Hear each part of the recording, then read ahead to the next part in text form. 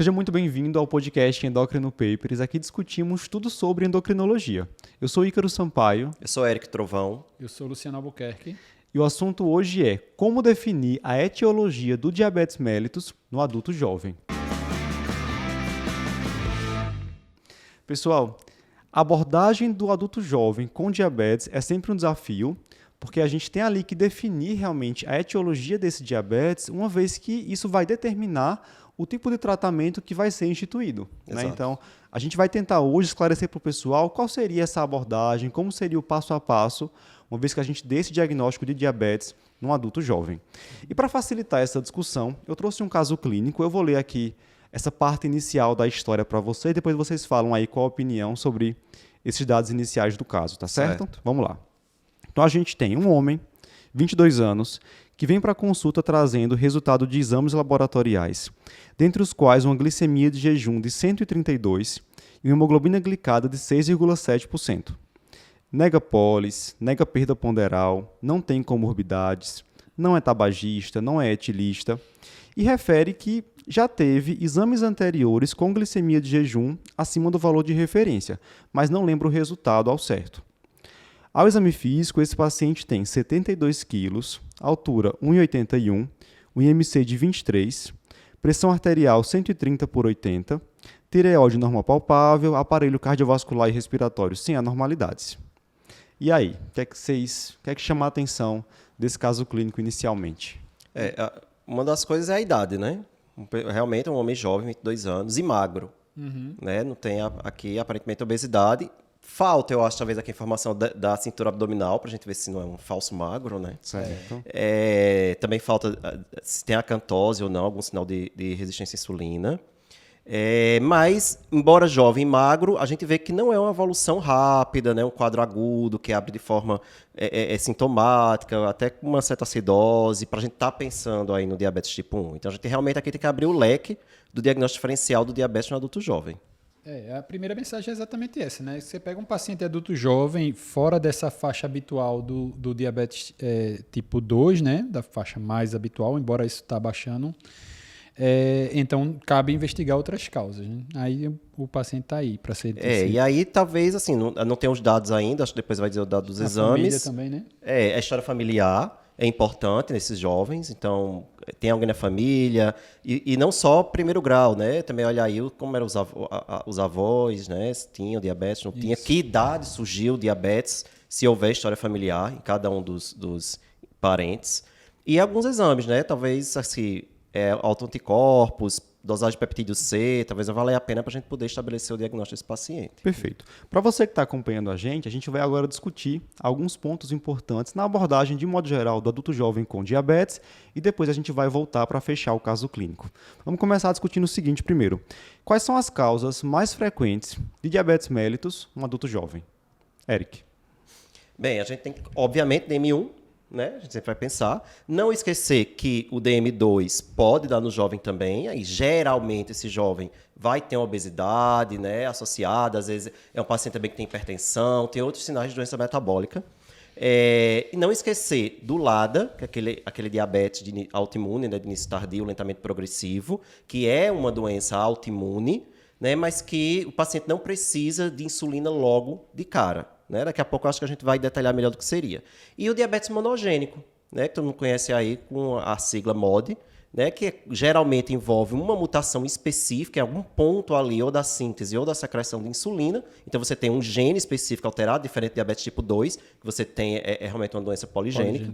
Né? Então o MOD tem aí vários tipos, geralmente enlouquece o pessoal que vai fazer prova do título, que tem que memorizar as características de cada tipo, né? Mas que deve entrar no diagnóstico diferencial, tá? Entra aí também, se você pegar essas 4, DM2, DM1, LADA e MOD seriam as mais frequentes. Não, cabe destacar que a causa mais frequente seria DM2 sempre, isso, né? Isso. Assim, mesmo fora da faixa etária, a gente tem que lembrar sempre DM2, né? O que chama a atenção do caso para você investigar outras causas é exatamente ser um paciente com peso normal, um paciente que não é obeso. A gente sabe que essa antecipação, essa juventude do DM2, né, essa faixa etária mais baixa, está vindo junto com obesidade nessa faixa etária também mais baixa. Então, a gente tem um adolescente muito obeso, ele tem um risco aumentado de ficar diabético mais jovem. A faixa etária mais frequente de diabetes é a partir da quinta década, né? A partir dos 40 anos de idade. Mas aí, como a obesidade tem chegado mais cedo, também está chegando o diabetes um pouquinho mais cedo, o diabetes tipo 2, né? Isso. O LADA e o MOD, a dica que a gente deixa sempre é aquela, né? O LADA é um DM1 atrasado e o MOD é um DM2 antecipado, né? Por isso que fica nesses contextos aí, dessas mudanças aí de idade. Claro que tem causas mais raras, mas que não é o objetivo da gente estar discutindo Não. aqui. Acho que o Luciano está se Certeza. coçando para falar Tô, dela, mas né? já me controlei. Mas a gente foi cortado, né, Luciano? Essas realmente são as mais frequentes, né? Para a gente ter pelo menos uma noção inicial na abordagem desses pacientes. Luciano, já que você começou aí a discutir essas principais causas, vamos continuar com você então. Falando sobre diabetes mellitus tipo 1, quais são as características clínicas laboratoriais que vão sugerir o diagnóstico de diabetes tipo 1 no adulto jovem? Vamos raciocinar o que é o diabetes tipo 1, né? Então, o diabetes tipo 1 é uma doença autoimune, onde você tem a produção de um anticorpo, que seria uma partícula assim, de defesa imune, né? Só que essa reação está contra o seu próprio pâncreas. Então, você tem uma destruição pancreática por uma atividade imunológica. Então, você vai ter um déficit de insulina que vai se instalar de uma forma relativamente rápida. Então, você vai ter uma falta de insulina meio abrupta, que isso vai ter, geralmente, sintomatologia de diabetes descompensado. Então, um paciente que, em geral, abre quadro com perda de peso, com poliúria, com polidípsia, pode abrir o quadro com cetoacidose, que é a complicação aguda do DM1. Então, o DM1 tem essa característica de um quadro um pouco mais dramático nessa abertura clínica, né? Então, falta um pouquinho desses dados nesse paciente que a gente está considerando hoje, né? Então, assim, se a gente pegar um paciente jovem que vem ali relativamente assintomático, com instalação mais crônica, mais lenta, fala um pouco contra, mas não pode também afastar. Uhum. O DM1 geralmente não dá tanto trabalho para diagnosticar, né? A gente suspeita de cara. Mas claro que a gente precisa, assim, dosar os autoanticorpos, né? Na suspeita. Se você tiver acesso, você pode dosar, né? Não é aquela coisa obrigatória. Então, uma criança, por exemplo, um quadro típico, geralmente o pessoal da endocrinologia pediátrica às vezes nem dosa, porque é muito clássico. Mas, na dúvida, como paciente do caso, inclusive, a gente pode dosar os anticorpos, né? E aí a gente tem as opções do anti-GAD, lembrando que o anti-GAD é o que demora mais, né? É positivo, então em algum momento ele vai negativar, mas você demora. Então, até pacientes com mais de 10 anos de história, você pode ainda estar dosando o anti-GAD. Tem o anti-insulina, né? O anti-insulina, é um dos primeiros a aparecer. É um dos primeiros a aparecer, mas assim, à medida que o paciente vai ficando também, o diagnóstico é numa idade mais, um adulto jovem, mas mais avançado, ele vai negativando mais, a chance de ele negativar. E tem que ter o cuidado de você não dosar no paciente que já está usando insulina. Boa. Né? Assim, geralmente, na primeira semana de início do uso de insulina, ainda dá para dosar. Mas depois de 7 dias, você já pode ter uma anti-insulina positiva por conta do uso da insulina. Né? Então, se for dosar, não dose ele isolado. Né? E prefira os outros. E ainda existe o anti-ZNT8, né? Que existem casos em que você tem todos os outros negativos e só esse, né, positivo. Agora, ele é mais complicado na prática, porque ele é um exame, embora exista, seja disponível, ele é muito caro. Ele acaba caindo mais nesse contexto de conhecimento, né? Porque você precisa saber que ele existe, porque no contexto que você fez os exames, o paciente tem um quadro sugestivo de DM1, e que você dosa os anticorpos vêm negativo, o peptídeo C vem baixo, você fechou DM1, se o anticorpo for negativo, você vai dizer que é diabetes tipo 1B, né? Isso. E aquele diabetes tipo 1, você não tem, só não achou ainda o anticorpo, é igual a MOD X, né? Você não sabe ainda qual é a causa, mas que a causa é aquela Isso. Então, assim, você não precisa achar lá o culpado exatamente, né? Sabe que existiu a doença e pronto. Você falou num ponto importante, Luciano, que é a dosagem do peptídeo C, né? Na avaliação desses pacientes, que aí é um indicador de reserva pancreática. No paciente com diabetes tipo 1, ele pode até levar um tempo, né, para ficar totalmente indetectável. Aí se recomenda o termo de 5 anos, geralmente. A partir disso, se tiver peptídeo C detectável, realmente não seria diabetes tipo 1. Antes disso, você pode achar em níveis mais baixos. Não, se você dosa, ele já está baixo, indetectável, é compatível com DM1. E aí, se os anticorpos são negativos, como o Luciano disse, é aquele tipo 1B. Né? Agora, mesmo no início, se ele ainda não vier indetectável, você pode ainda fazer essa reavaliação futura, porque ele vai caindo ao longo do tempo. E aí tem aquele tempo de 5 anos que você citou. Depois de 5 anos, um paciente com DM1 vai ter um peptídeo C, e aí tem um ponto de corte, abaixo de 0,6 nanogramas por ml. Tem que ter cuidado também com a unidade na hora de avaliar peptídeo C, porque esse ponto de corte 0,6 é nanogramas por ml. Se vier em outra unidade, você tem que transformar. É só lembrar aí, 5 anos, 0,6, né? 5, 6, né? Tá na sequência, tudo bem. Só para o pessoal também lembrar, assim, só para esclarecer, que eu não sei se alguém está estudando a gente, e todo mundo sabe que é peptídeo C, né? Então, quando a insulina é processada, né, naquela molécula da pró-insulina, o peptídeo C, ele tá dentro dessa linha de formação da insulina e vai ser liberado junto com a insulina equimolar. Então, você, pelo peptídeo C, sabe quanto está sendo liberado de insulina endógena. A importância disso, você pegou um paciente que abriu um diabetes descompensado, como a gente estava citando antes, já começou a insulina, se você dosar a insulina no paciente está tomando insulina, vai aparecer insulina, é coisa lógica. A insulina que a gente usa é humana, né? Sendo a NPH regular, vai aparecer. Se você pegar também dosar a insulina não é uma coisa que é recomendável para fazer no diabético, nem para diabético tipo 2, achar que tem resistência insulínica pela questão de dosar a insulina, e muito menos no DM1 para achar que aquilo é algum sinal de reserva ou não. Então, o peptídeo C ele tem uma correlação mais fidedigna com essa questão do funcionamento pancreático, né? Então, isso, bem lembrado, Luciano, porque a gente tem muita dosagem de insulina por aí.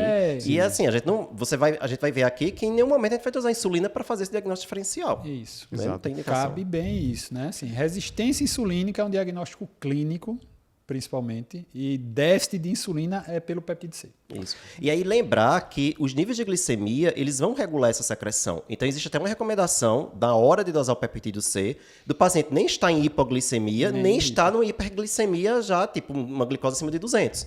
Então você pelo menos está ali a glicose abaixo de 200 sem o paciente estar em hipoglicemia. O ideal é que não colete em jejum, né? E não colete em jejum. Isso, colete ao longo do dia. Porque quando você tem uma glicemia mais baixa, a primeira coisa que vai diminuir é a secreção de insulina. Isso. Né? O peptídeo C vai estar baixo. Então, glicemia abaixo de 80 já começa a reduzir a secreção de insulina. Por isso também o raciocínio contrário. Você pensando no insulinoma, você pegar, né? Se tem insulina num paciente que está com a glicose baixa, é porque está em excesso, né? Isso. Então, cabe o mesmo raciocínio. Quando está em hiperglicemia, você vai ter estímulo à secreção. Quando está em hipoglicemia, você vai ter inibição dessa secreção. E em níveis muito, muito altos, pode haver até uma glicotoxicidade, Isso, né? bloquear. E em níveis mais baixos de peptídeo C. Muito bem. Eric, DM1 acho que ficou claro aqui quando é que a gente vai pensar, quando é que a gente vai suspeitar e como fazer esse diagnóstico. E no caso do diabetes mellitus tipo 2, quais são as características nesse adulto jovem que vão me fazer pensar em diabetes tipo 2? Pronto, então obesidade, com certeza, né? E às vezes ter cuidado, porque às vezes não é aquela obesidade com IMC alto, mas o paciente pode ter uma obesidade visceral, certo? Sinais de resistência insulínica como acantose nígricas. Se tiver o paciente diabético jovem, obeso, com acantose nígricas, isso está apontando para o diagnóstico de DM2. E às vezes outros fatores de risco associados também. E a hipertensão, paciente com hipertrigliceridemia, HDL baixa, aqueles sinais de síndrome metabólica vão apontar para o diagnóstico de diabetes tipo 2. Obviamente, se eu dosar os anticorpos, eles vão estar negativos e o peptídeo C aqui nesse caso vai estar elevado, né? Diferente do DM1. História familiar geralmente é forte, Isso, né? e história familiar, porque é diferente. DM1, você tem uma história familiar fraca, né? Geralmente não tem isso na família, às vezes uma ou outra pessoa cometida. DM2 tem uma história familiar forte. Lembrar, assim, às vezes você vai até ficar misturando, por exemplo, com a história do MOD, que a gente vai falar já que tem uma história familiar também muito forte. É importante quando você for investigar a história familiar, ver com que idade começou o diabetes da família também, né? Porque assim, não é comum, todo mundo tem diabetes aos 20 anos de idade, aí você vai pensar em alguma coisa diferente. Mas se a maioria da família tem diabetes e todo mundo abriu nessa faixa dos 40 anos e ele apareceu com aos 20 e poucos anos, ele teve alguma coisa que apareceu antes, mas é DM2, né? Assim, a história é DM2. E às vezes é pegar, o avô da pessoa começou com, sei lá, 50 anos, mas o avô vivia numa época, né, em que não tinha tanta obesidade. E agora tem mais obesidade, a obesidade no jovem é mais frequente e aí acaba desencadeando a doença antes. Esse é o conceito do poligênico, né? Já que a turma gosta de aprender umas coisas diferentes, o poligênico é exatamente isso. É quando você tem uma carga genética que lhe dá predisposição e a interação com outros fatores fenotípicos, o fator ambiental ou outro genético, vai desencadear aquilo ali, né? Então, assim, como o Eric acabou de colocar. Há 50 anos atrás, o ambiente era menos obesogênico do que é hoje. Então, assim, ele foi exposto a uma situação de excesso de peso antes, mais cedo, e desencadeou a doença mais cedo do que o ancestral dele. Exato. Legal. Acho que, como o Eric colocou, sem dúvida, essas características da síndrome metabólica vão ser o principal fator a alertar para o diabetes tipo 2. Lembrar das meninas e de SOP, né? Também, né? De ovário policístico. Bem lembrado. né? Mulher jovem com síndromes vários policísticos, né? Chama atenção também aí para a resistência insulínica, faz parte da fisiopatologia da doença, né? Aumenta o risco de diabetes tipo 2. Ou ainda com Aguardem o história podcast, né? Ou ainda com história de diabetes gestacional. A gente tem alguns casos, sim. né? Mulher de 20 e poucos anos, após a gestação, Isso. manteve hiperglicemia. Muito bem. E no caso do LADA, quais são as características que vão me fazer pensar nesse diagnóstico, um adulto jovem com diabetes? O LADA, o L do LADA é de latente, né? Então é um diabetes autoimune latente, então ele vai geralmente não pegar essa faixa etária tão jovem, justamente porque o processo autoimune é mais lento. Então ele geralmente, em geral, a partir dos 30 anos de idade, né? Pega uma faixa etária um pouquinho mais para frente e que não vai ter aquela característica da perda abrupta da secreção de insulina. Então vai ser um diabetes tipo 1, mas que vai ter uma instalação bem lenta, bem gradual. Então, às vezes, até passa um tempo ali de lua de mel mais prolongado. Aquele paciente que, às vezes, deu alguma descompensadinha por alguma infecção, alguma coisa, abriu o quadro de diabetes um pouco mais, com a glicemia um pouco mais alta. Você começa a insulina, ele controla e, às vezes, até tira a insulina, passa uns anos sem insulina, depois volta. Mas ele vai ter a característica de ter anticorpo positivo ou de evoluir ao longo do tempo com peptídeo C baixo, né? Então, vai cair naquela situação da medicina, né? Que medicina também é a evolução dos critérios, né? Tem que acompanhar. Às vezes o diagnóstico é prospectivo. Tem que ver aí como é que vai Às vezes, até aquela... É quase como se fosse no meio caminho ali entre um DM1 e um DM2. Aí tem os critérios, né? A idade acima de 30 anos... ter pelo menos 6 meses sem necessidade de insulina e o anticorpo positivo, principalmente o anti-GAD. Agora, são critérios discutíveis, né? Isso não quer dizer que uma pessoa de 25, 26 anos não possa ter LADA. E nem quer dizer também que essa história dos 6 meses, se ele teve várias intercorrências no meio do caminho, ou se ele tem um peso um pouquinho não maior, invalida. alguma outra coisa, vai interferir. Aqueles critérios que a gente olha lá, está no livro, vai lhe ajudar, mas na prática a gente pode sim sair um pouquinho. E até quem já hoje em dia sugira outros critérios para LADA, mas enfim. Assim, academicamente a gente pode citar isso. A maioria dos pacientes com diabetes tipo LADA vai ser diagnosticado como diabetes tipo 2, né? Vai começar a utilizar ali hipoglicemia orais e durante a evolução vai surgir essa necessidade da insulinoterapia. Eu lembro de um caso, não sei se Eric vai lembrar, da época da residência, que a gente tinha uma paciente do ambulatório de diabetes tipo 2, que ela tinha vitiligo e aí alguns meses, acho que um ano de acompanhamento, começou a evoluir com necessidade de insulinoterapia, foi dosado o anti-GAD e veio positivo. Então, essa presença, essa concomitância de uma condição autoimune... Chama a atenção também. Não lembro não, Icaro, minha memória não é tão boa como a sua. Mas aí cabe também a lembrança disso, né, que a gente não falou na parte do DM1, né, que aí, teoricamente, esses rastreios autoimunes são recomendados, principalmente a história do Hashimoto celíaca, né? As outras a gente vai ver de acordo com as manifestações. Mas um diabético com doença autoimune, outro foco autoimune, chama atenção. Né? E às vezes até na família essa doença autoimune, às vezes não é obrigatoriamente na pessoa. Tanto DM1 como LADA, porque como o Luciano falou, o LADA na verdade é um DM1 ali, mas atrasado. É um DM1 atrasado, que a carga do anticorpo dele talvez seja menor, ou a reação imunológica dele é menor, alguma coisa ali que atrasou um pouquinho. A quarta forma de diabetes mais comum no adulto jovem que nós citamos foi o MOD. Quais são os dados clínicos e laboratoriais que vão levantar essa suspeita de MOD no adulto jovem? Bem, o MOD, né, a gente vai ter aí, que a gente até já tinha antecipado, uma história familiar muito forte. Então, geralmente, você vai ter aí pelo menos 2 gerações acometidas. Certo? Então, aí é muito comum você ter o avô, ter o pai, ter o filho, todo mundo ali acometido pela doença. Mas não é só isso. Você tem o início numa idade precoce, geralmente abaixo de 25 anos, e estas pessoas da família que também têm diabetes começaram abaixo de 25 anos de idade. Então, é muito importante perguntar com que idade teve início. Os autoanticorpos vão ser negativos e a dosagem do peptídeo C depois de 5 anos, né, esse tempo de 5 anos, vai ser maior ou igual que 0,6. Né? Na verdade, esse peptídeo C maior ou igual a 0,6 pode ser tanto do diabetes tipo 2 como do MOD, mas aí vai estar afastando diabetes tipo 1. E aí você vai ver as características da história familiar, da idade de surgimento em cada família, em cada familiar, para fazer essa diferença com o DM2. Também, geralmente, no MOD, diferente do DM2, os pacientes vão ser mais frequentemente magros, né? Com o MC normal, enquanto no DM2 a gente tem a obesidade associada. O MOD, aí cabe a gente falar um pouquinho mais aprofundado, lembrar que o MOD é um diabetes monogênico, né? Então você tem uma mutação específica que aquilo ali está determinando uma falha no processo de sinalização ou secreção de insulina, principalmente, e que isso vai determinar a doença. são doenças de herança autossômica dominante, né? Então, assim, você tendo um alelo mutado, você vai expressar a doença. Em geral, são formas heterozigóticas, porque nas formas homozigóticas, boa parte acaba sendo diabetes neonatal.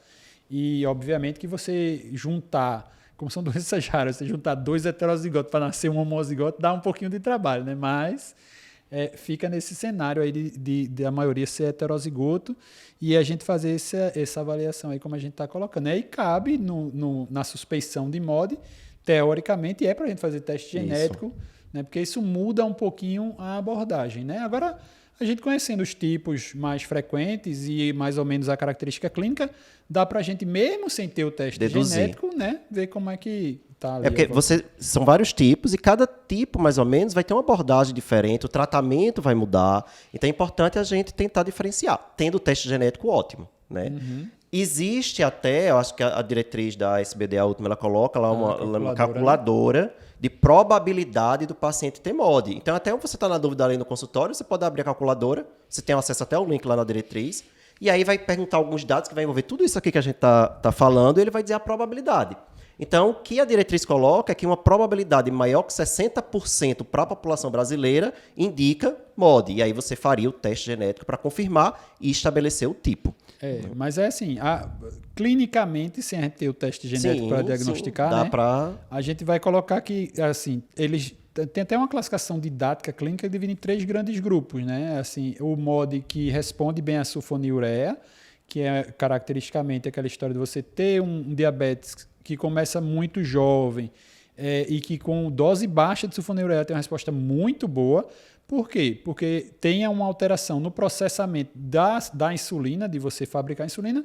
Se você usa uma droga que aumenta a liberação de insulina, vai compensar aquela falha que você tem ali, né? Geralmente seria o MOD 3 e o MOD 1, são os mais comuns nesse grupo.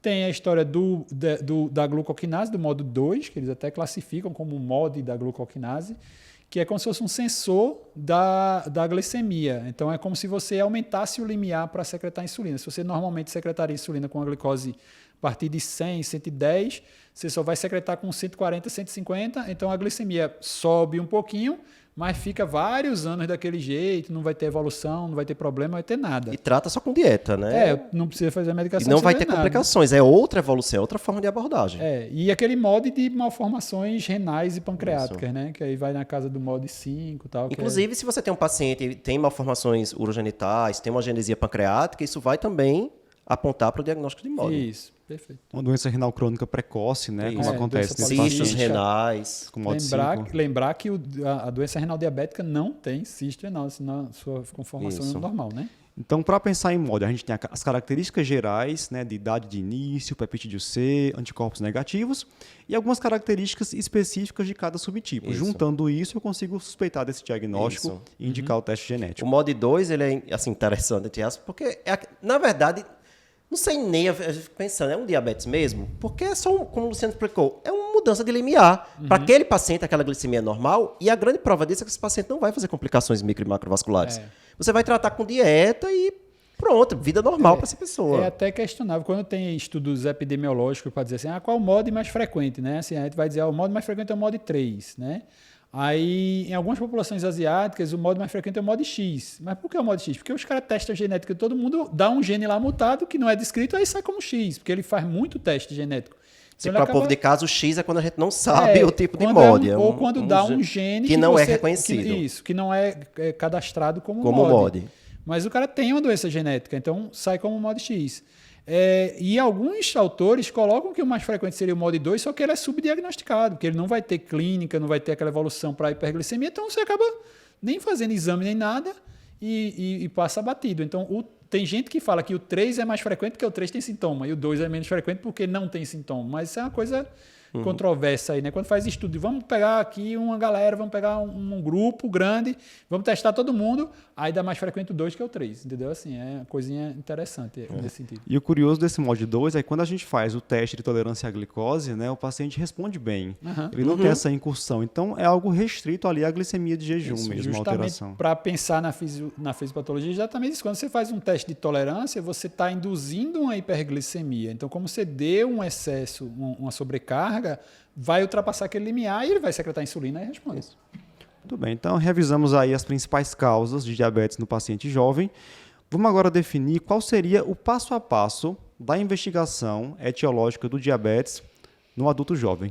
Quem quer aí começar da primeira dica? O que é que vocês fariam inicialmente? Chegou um paciente jovem, esse caso clínico, jovem com diabetes, qual seria a primeira avaliação laboratorial? Dosar autoanticorpos. E aí, para onde você vai depender do resultado.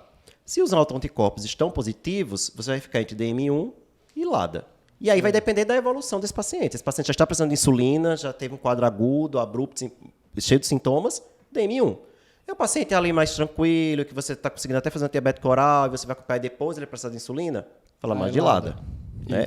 Tem a questão da idade, né? O DM1, o LADA, você vai pensando no LADA numa criança, né? Um adolescente é mais difícil. Né? O LADA, que é mais perto ali dos 30 anos.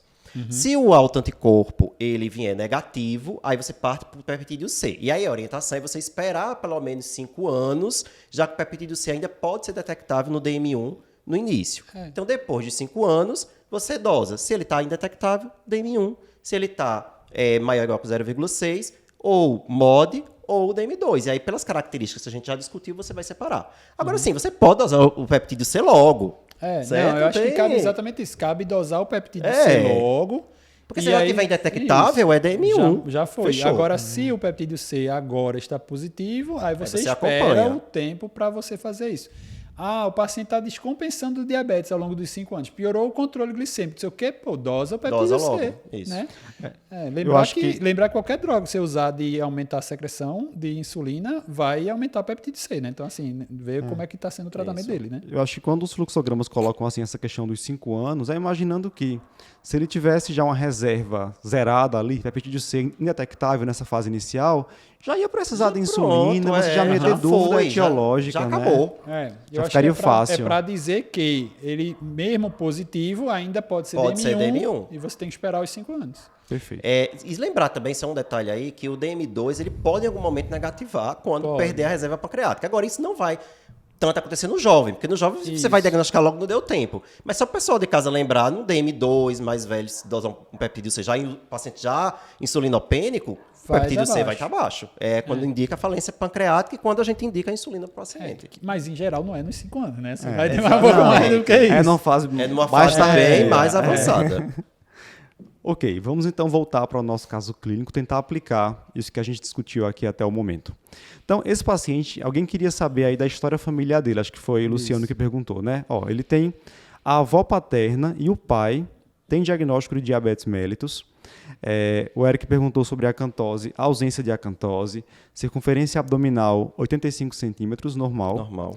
E foram solicitados para ele dosagem de autoanticorpos com resultado negativo e o peptídeo C veio 1,2. Então, detectável. Né? Isso. E agora? Aí ficou um pouco mais para a linha do MOD, né? Isso. Ele não pula a geração, né? Característica da herança dominante, né? Afastou o mitocondrial, porque veio do pai, né? Aí já fica um pouco menos aí. Brincadeiras à parte. Mas aí ficaria mais um pouquinho na linha do MOD, porque não tem a linha de DM1. A história familiar é muito forte para DM1. E para DM2 você pensar, não tem acantose, não tem obesidade, dispersão abdominal normal. Já começa tão cedo, né? Difícil. É muito cedo. Aí ficaria para MOD. Autoanticorpos negativos e um peptídeo C compatível com o diagnóstico de MOD. E aí o que é que eles pediriam agora? Se disponível, teste genético, né? Certo. Então, esse paciente fez o teste e veio a mutação do gene da glicoquinase, né, que é chamado também de MOD tipo 2.